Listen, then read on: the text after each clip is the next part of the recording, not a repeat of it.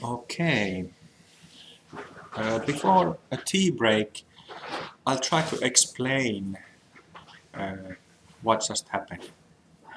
Did it feel different than before? Yes, yes, yes, yes. Okay, so um, there are different ways, different methods, different principles uh, for attaining full Buddhahood. And there are a couple of people here who uh, already used to practice Sundarakriya Yoga and therefore know Tirumula, while most of you didn't. But that's what we used to practice before as the main tantric practice in open heart, while now for a couple of years it's been tantric Buddhism, like Buddhist deities and Buddhist context. So usually, like Buddhist and Dzogchen context, um, I have a Rigpa wiki page of Rainbow Body open here, and I'll read you a couple of sentences. So, Rainbow Body, Jalu. Fully accomplished Dzogchen practitioners can dissolve their body at the time of death. Through the practice of Trekche, Trekche means like a complete emptiness realization, complete selflessness realization, which means that in our terms, when the first 10 bhumis are purified, that's so-called cutting through of delusion, trekche. Trekche means cutting through. Through the practice of trekche, the practitioner can attain the so-called rainbow body, in which the body becomes smaller and smaller as it dissolves, emanating rainbow light, and finally only the hair and nails are left behind. So you have probably heard of this. When some yogi or yogini dies, the physical body shrinks, and during a week or two after the dying happens, the body shrinks, and that's one kind of attainment. And then through the practice of Tegal is it's literally called leaping over or jumping over, and Tegal practice is connected with the eyes, and usually there are like a different, like a small variety of Tegal practices where you, after you have or after you have attained trekcha, full selflessness, or when you are very mature, not complete yet, but very mature in emptiness realization, Dzogchen practitioners start practicing this Tegal where they don't gaze or don't meditate the transparent awareness, but they make a shift in it. It's like a slight shift, which means that they are still in that emptiness experience, transparent awareness, but instead they start to look into the energy and light in that awareness. So if you gaze, if you sit, let's do a little experiment. So when you sit there, and the mind is clear, and you sit in awareness, instead of sensing, giving emphasis into the transparent being, transparency, feel and see with your eyes the light, the energy in that transparency.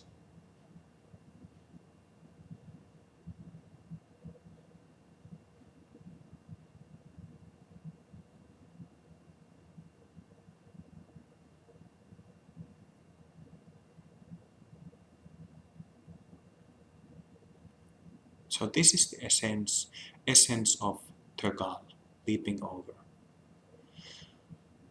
And what happens is that It can be practiced in a variety of ways. They use different postures and different kinds of gaze, but uh, like that's the essential method of it. And what happens is that the innermost channel that goes from the eye, both eyes to the crown, and descends from the crown to the heart space, uh, this channel becomes active, and it slowly, when you do that gazing for hours and hours and years, it what's the word, like expands into the whole energy system of the body, and this makes the uh, transformation, sort of like alchemical transformation in the body, and the person, when he or she practices for many years in retreat, um, after that, when they die, the body starts shrinking. But the thing with Tegal approach, oh, I was reading the sentence. I was sorry. Through the practice of Tegal, the practitioner can dissolve his or her body into the light body, which in Tibetan is öku, where the body transforms into light and disappears completely into space. This was done by Karab Dorje, Manjushri Mitra, Sri Singha, Jnana Sutra, and Vairocana, and many others. So uh, the the thing with these gazing practices is that it requires a lot of time and practice. So, uh, like it has happened that in the Tibetan Dzogchen tradition, like for the last 3-4 years, there has been like one person who attained the so-called small rainbow body, where the body shrinks after death every year until 2016. So there has been those yogis, but they were very, very living in a very like a reclusive life and practicing a lot. So the condition is very different compared to us who are lay people and live in a city. We cannot sit 15 years for 15 hours a day. It's not possible for us. And for this reason, this is the reason why um, a short while ago uh, in my practice, Tirumulan popped up again. Uh, like a great interest of mine has been this, what the light body is and how this like a summit attainment of spirituality is attained, and that's the light body. How to attain Buddhahood, how it is done in a realistic and pragmatic way. And Tirumula and Ramalinga recently, and many others from the Hindu uh, tradition have attained this light body, where the body transforms into light and disappears completely into space. So, like, it's very different in practice and in principle than the gazing practice, gazing Tagal. And there is a more direct way, and what you just experienced is that direct way. So if I explain this like I often do through the energy body, um, if we think of a nadi, one channel, it has the innermost core which is never stained by karmic traces. And then around it is another, like a bigger, wider part of the channel that stores karmic traces. So that's the samsaric person in that layer. All selfing is stored in that outer layer of Onadi. So how the Dzogchen, the Gal, the traditional gazing practices, how it works is that you first realize that innermost core, Dharmakaya, awareness itself, that transparent being. And then as you progress in emptiness realization with mind purification, it expands from the inner core to the second layer, so that the second layer becomes transparent also. Okay?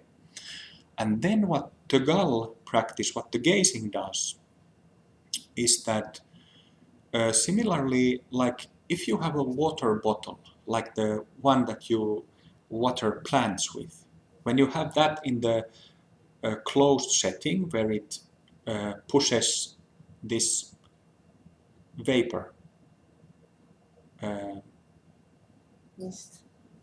mist, like water mist. When you do this with that kind of bottle and light hits that water, water is transparent, right? But when you do this, shoot the water mist, and lights hit it, it creates a rainbow, right? So that's the principle how it works in Dzogchen Tegal, that this second layer on top of the innermost layer, it transforms into these 5 elements, 5 lights, 5 rainbow colors. But like I said, it takes a lot of practice and a lot of time. So a way to do it differently, more directly, is to include a third layer, and that's the physical layer. So we have the innermost layer and the second layer of the mind, and we have the third layer, which is the physical body, relating to blood vessels, nerves, cells, and so on. That's the third layer. So the third layer, it's not literally, in some cases it can be, that it's actually like a located as a physical extension on top of the first 2 layers of the channel, but it can also be like the whole energy body is related to the physical body. Those two just go together always. If they didn't go together, if the mind was separate from the body would be dead. So what Tirumular and Padmasambhava did together, they asked my opinion if it would be a good idea to do it that way. Just go directly to the physical body and physical tissues, covering the 5 energetic elements. And I said yes, because it makes perfect sense. So that's what happens here. And that's why you experience that like the way how I experienced it before was that the aliveness, the energy in Guru Rinpoche's presence could be felt, right? It could be felt, aliveness, this subtle aliveness. But now it's it's much more concrete. It really comes to the physical body and tissues and bones. Like you just sit in this subtle pressure cooker with your physical body and tissues, the whole 100 kilograms of me, and it feels really pleasant and enjoyable. So it kind of, when it comes to the physical tissues, my experience has been, and yours probably will be, that it makes the aliveness much more physically concrete and physically palpable.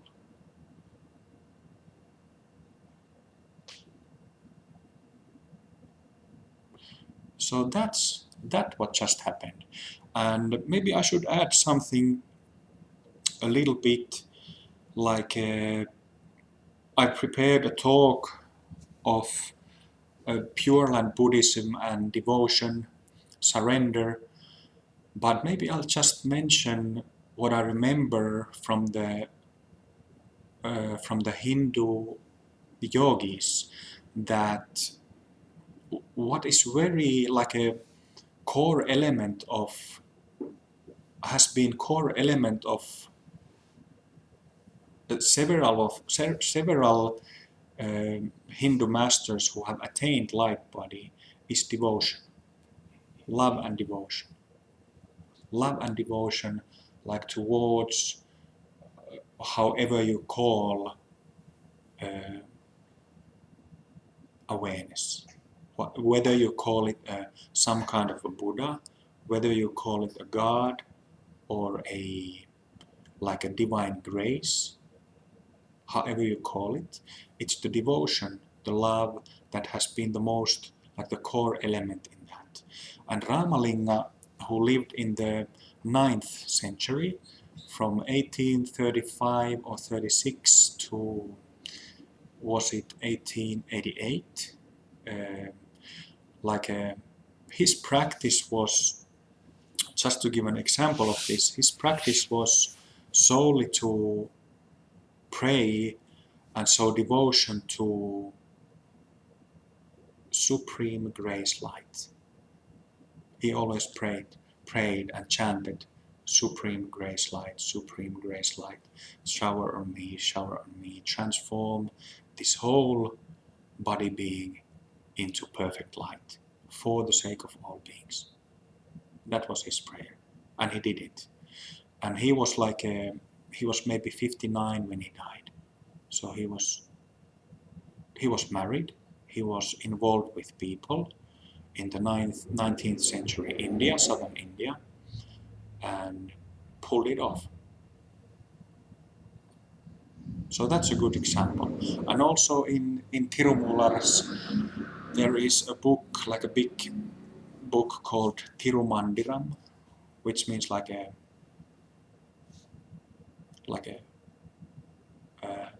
holy garland, like a garland, seppele, divine garland, where he constantly pushes on the point of loving devotion and surrender. So I think I will continue on loving devotion after the break. Thank you.